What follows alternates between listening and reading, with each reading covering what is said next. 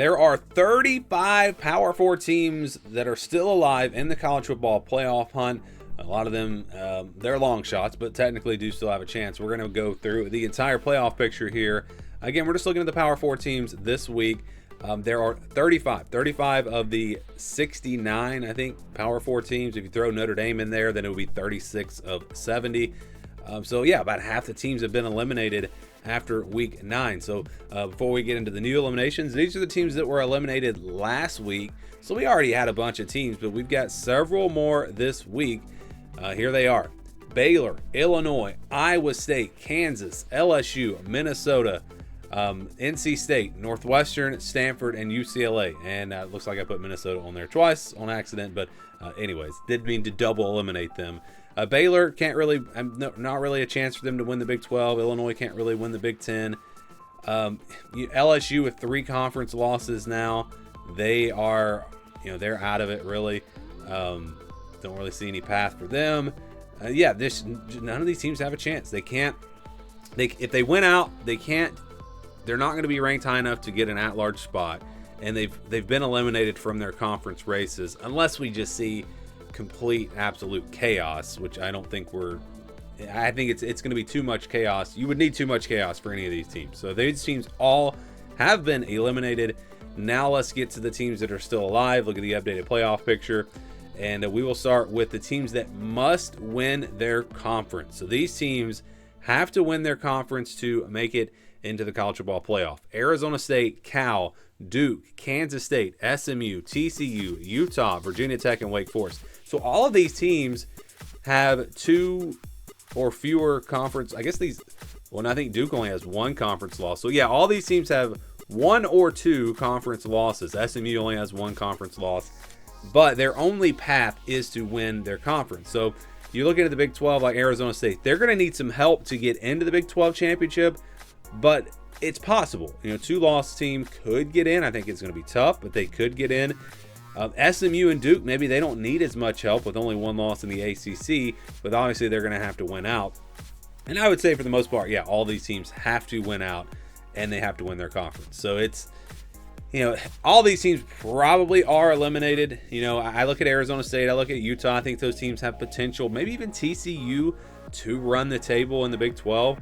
Getting past Texas Tech and BYU, I think that's going to be tough. But I think these teams are long shots to make the college football playoff. But technically, again, if they win out, if they win their conference, they have a chance. Well, obviously, if they win their conference, they're going to. But if they win out, they have a chance to get to their conference championship. None of these teams, I don't think any of these teams control their own destiny.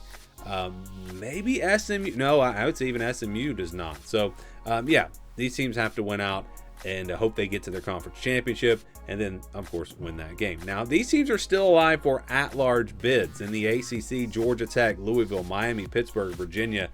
There are different scenarios that could play out. Georgia Tech could go 12-0 and lose in the ACC championship, or they could go 11-1, lose a close game to Georgia, and then lose in the ACC championship. Some of these teams, maybe Louisville wins out, but they don't win the tiebreaker or whatever happens, and they don't make it to the ACC championship, and they're sitting there at 11-1. They've got a really good shot to get in. So there's different ways these teams can get in. I think your best bet is to try to win out and don't go to your conference championship, because if you lose another game in that conference championship game, I think that's probably going to penalize you. It shouldn't, in my opinion, but I think that's probably the way that it would play out. That's kind of the teams that already have a loss. If they're not in control of their destiny in their conference race, you want to win out and then hope you don't make it to the conference championship. That's really, I think, what you would like to have happen. Obviously, some of these teams are still in control. Georgia Tech's undefeated. Virginia is undefeated in conference play.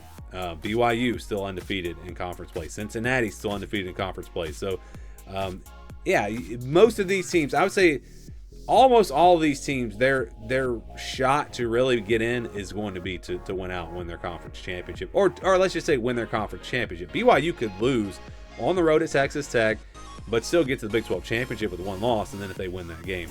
Again, we're talking about lots of different ways to get in, but these teams are still alive. for an at-large spot, or obviously to win their conference championship. And then we've got this in the Big Ten: Indiana, Iowa, Michigan, Nebraska, Ohio State, Oregon, USC, Washington.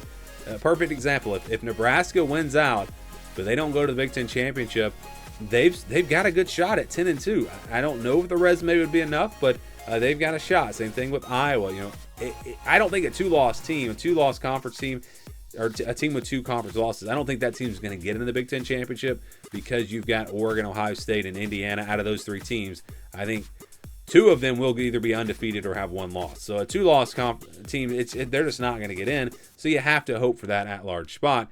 And then in the SEC, this conference is still pretty wide open, but it does feel like Alabama and Texas A&M kind of have, obviously they have that inside track. They're undefeated in the conference.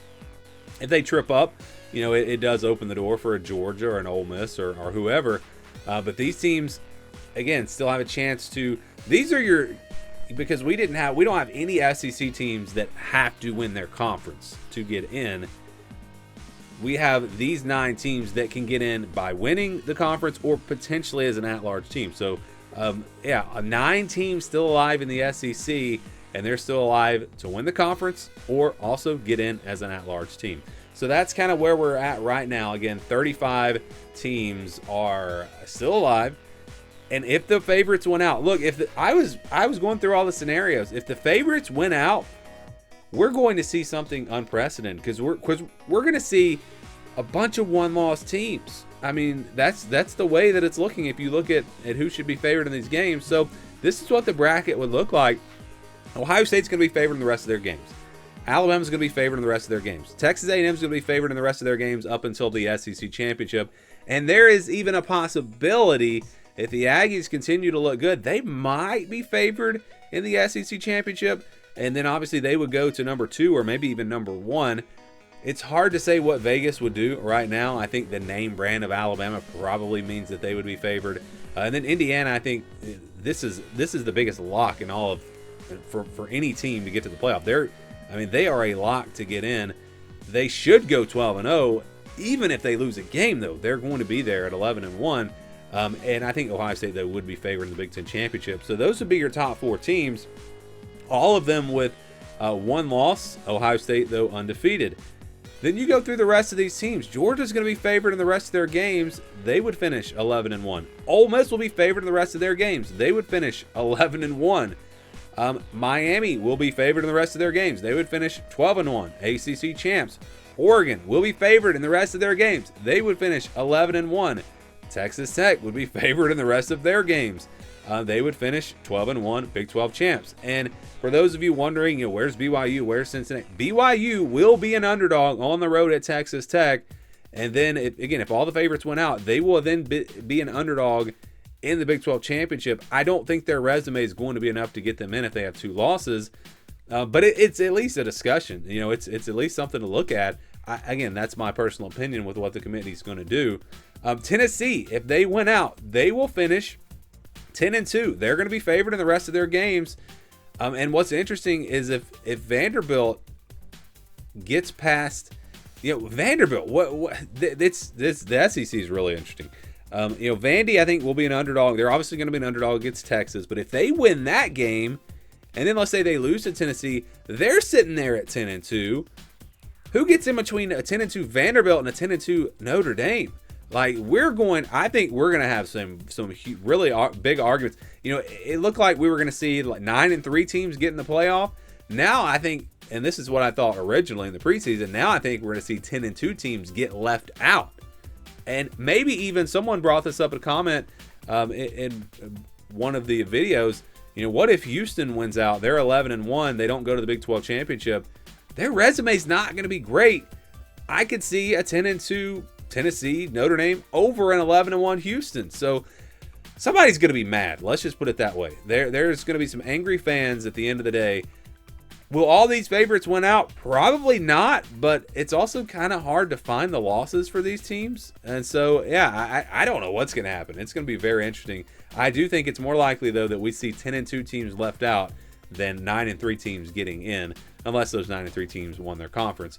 And then they somehow got in. And then, Tulane, I think, is probably the favorite in the group of 5 teams as of right now, with South Florida going down.